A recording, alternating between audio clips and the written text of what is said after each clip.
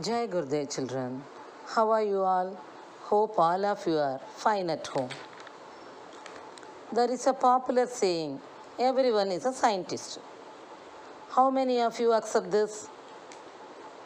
As Plato said, science is nothing but perception. People are always chasing after the next big thing, and sometimes it falls on their lap without even knowing it. Does it sound highly philosophical? Yes, children, it's true. Every day we use products like microwaves and boxes of matches to make our lives easier.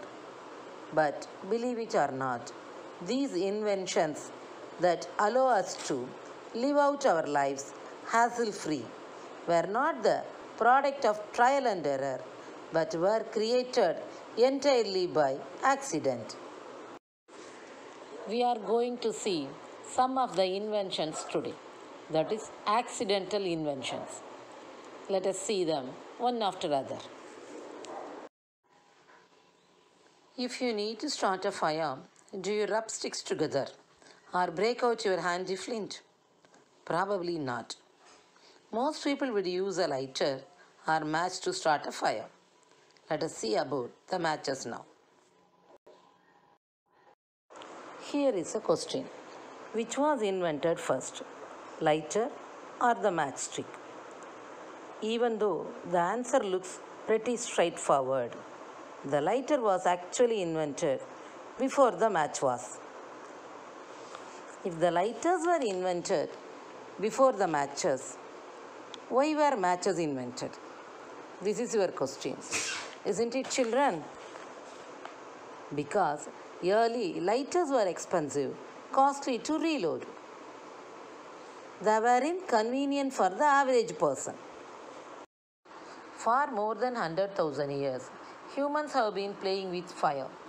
But no one created a really easy way to start a fire until a British pharmacist tried to clean his stirring utensil.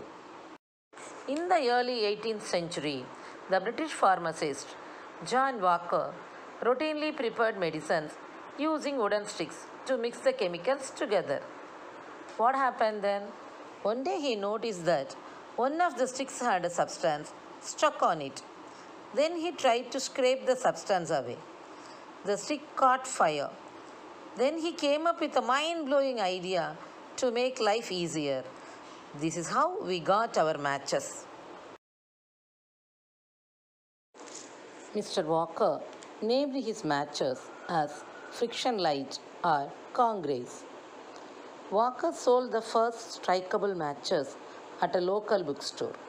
The friction lights were 3 inches long and came neatly in a box with a sandpaper. Walker's first friction matches were made of cardboard but soon began to use wooden splints cut by hand. Later, he packed the matches in a cardboard box equipped with a piece of sandpaper for striking. The invention of Walker was not patent, and it was possible for people to replicate his design and improve upon them. Fire on the go. The invention of matchsticks made it possible for us to carry our own portable source of fire. With the introduction of lighters, the portable fire was even more convenient. However, the popularity of matches remains intact. It is now a common household item, modified to suit our specific needs. The Strom matches, for instance, is specially built to burn brighter and longer for use at sea. Voyagers are using Strom matches. Philomenists, the people who collect different boxes of matches as a collector's item. The name literally translates to mean loving light. Maybe the next time you come across a box of matches, you can start your own collection. But be careful to take out the matchsticks from their box, as they are still pretty dangerous to play with. Here we see matches have a matchless history. Isn't it, children? let us go to the next invention. Do you have a favorite snack? For many kids, nothing makes a picnic complete like a big handful of potato chips. Close your eyes and try to imagine it. We bet you can almost taste the crunchy, salty goodness right now. Potatoes are the second most eaten food on the planet after rice. Some like mashed potatoes, while others would rather have French fries. For many people, though nothing beats crunchy potato chips. But just now, did these snacks came into existence? Would you believe it was an accident? It's true, potato chips were accidentally made in 1853. Of 1853, the dining room of Moon's Lake restaurant in Saratoga Springs, New York. A wealthy steamship owner, Vanderbilt, waited for his dinner. At the same time, in the kitchen, George Crumb prepared the meal for him. Mr. Crumb served the French fries, but when the plate was presented to Vanderbilt, he refused it. The French fries were too thick, Vanderbilt said. The peevish customer kept sending the food back with complaint that the potatoes were too thick and soft.